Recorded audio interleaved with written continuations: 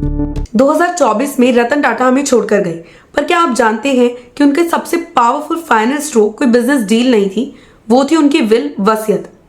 जब पूरी दुनिया उनकी ह्यूमिलिटी, चैरिटी की बातें कर रही थी, तब पर्दे के पीछे एक ऐसा कानूनी किला खड़ा किया जा रहा था जिसको तोड़ना किसी के लिए भी ऑलमोस्ट नामुमकिन हो।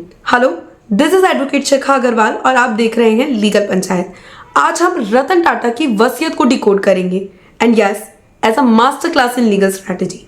तो इस वीडियो को एंड तक जरूर देखना। सबसे पहले बात करते हैं उस दीवार की जो रतन टाटा ने अपनी पूरी एस्टेट के इर्द गिर्द खड़ी की।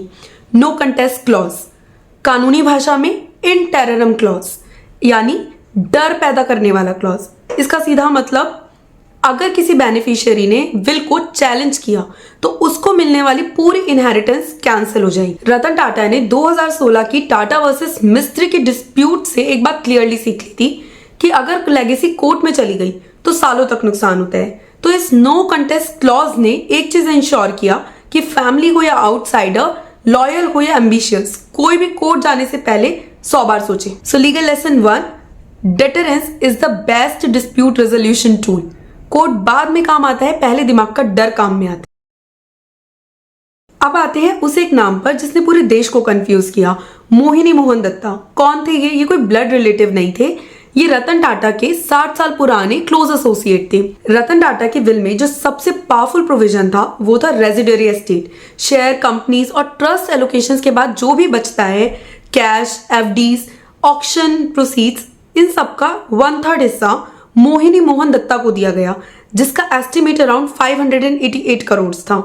स्टार्टिंग में मोहिनी मोहन दत्ता ने इस पर सवाल उठाए थे, बट क्योंकि डर था नो कॉन्टेस्ट क्लॉज के एक्टिवेट हो जाने का, और अगर कोर्ट जाते तो ये 588 करोड़ भी जीरो हो जाते, तो इसलिए कंसेंट दे दी गई। सो लीगल लेसन 2, वफादारी को इमोशनल नहीं, कानूनी तरीके से रिवॉर्ड करो। एक सवाल जो सबके दिमाग में आता है, कार्स, पेंटिंग्स, वॉचेस, इनको डायरेक्टली किसी को दिया क्यों नहीं गया? Why auction? Answer is simple, disputes. Ratan Tata ने क्लियर इंस्ट्रक्शंस दिए, ऑक्शन करो and turn them into cash. इसका फायदा, no allegations for favouritism, and also probation के बाद लिटिगेशन के चांसेस नहीं रहेंगे, और बाद में यही ऑक्शन प्रोसीड्स रेजिडेंसी एस्टेट का पार्ट बने। सो legal lesson number 3, legacy estates को न्यूट्रल कैश में कन्वर्ट करना ही पीस का फॉर्मूला है। रतन टाटा की विल कोई एक दिन का डॉक्यूमेंट नहीं थी। ओरिजिनल विल लिखी गई थी 2022 में, अपडेट हुए total 4 codicils, and the last update was in December 2023। So now what is codicil? अब मान लीजिए कि मैंने अपनी विल लिख दी, लेकिन आज से 1 साल 2 साल बाद मेरा कोई अच्छा दोस्त बनता है, मेरा मन करता है कि मैं इसे भी अपनी प्रॉपर्टी में से कुछ दे दूं, मैं इसके लिए भी कुछ करूं, तो क्या मुझे अपनी पूरी विल दोबारा लिखनी होगी? नहीं, मैं उसमें एक कोडिसिल, एक पेपर पे उसका शेयर या वो डिफाइन करते हुए लिख सकती हूँ, उसमें मैं कुछ चेंज कर सकती हूँ प्रायर टर्म्स से, उसको कुछ एडिशन में दे सकती हूँ। So that is codicil. और बॉम्बे हाई कोर्ट ने ये क्लियर किया कि codicil will prevail over will, मतलब जो लास्ट में होगा that will prevail. And Ratan Tata ने लास्ट अपडेट में क्लैरिफाई किया कि जो भी अनडिस्ट्रीब्यूटेड एसेट्स होंगे, अनडिस्ट्रीब्यूटेड शेयर्स, वो रतन टाटा एंडाउमेंट फाउंडेशन को जाएंगे। So legal lesson number 4, will एक लिविंग डॉक्यूमेंट होनी चाहिए जो वक्त के साथ इवॉल्व करे। टीटो, रतन टाटा का जर्मन शेफर्ड।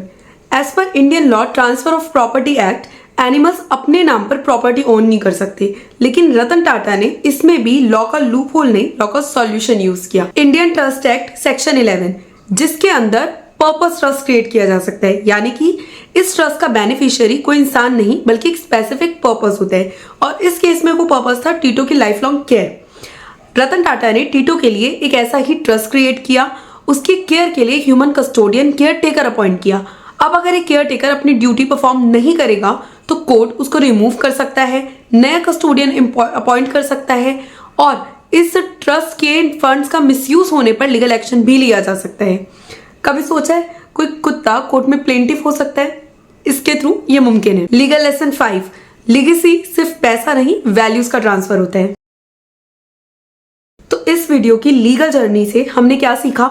रतन टाटा ने अपनी विल के थ्रू ये क्लियरली दिखा दिया कि पावर और पैसा हैंडल करने के लिए दिल और दिमाग दोनों यूज होते हैं। उन्होंने मिस्ट्री थ्रोन वॉर के एक्सपीरियंसेस से ये समझा कि अगर वसीयत को लूज छोड़ा तो लेगेसी कोर्ट के कॉरिडोर्स में खो जाती है, इसलिए उन्होंने अपनी विल को ironclad dispute proof and future ready बनाया और आज रिजल्ट आपके सामने है।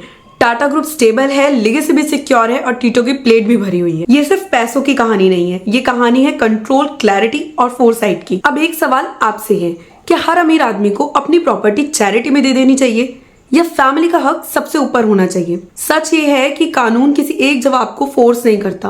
कानून सिर्फ एक चीज देखता है, क्लैरिटी। और जहां क्लैरिटी होती है वहां डिस्प्यूट्स ऑटोमेटिकली खत्म हो जाते हैं। कमेंट्स कीजिए और अपनी सोच बताइए। और नेक्स्ट लीगल ब्रेकडाउन के लिए like, share and subscribe to Legal panchayat.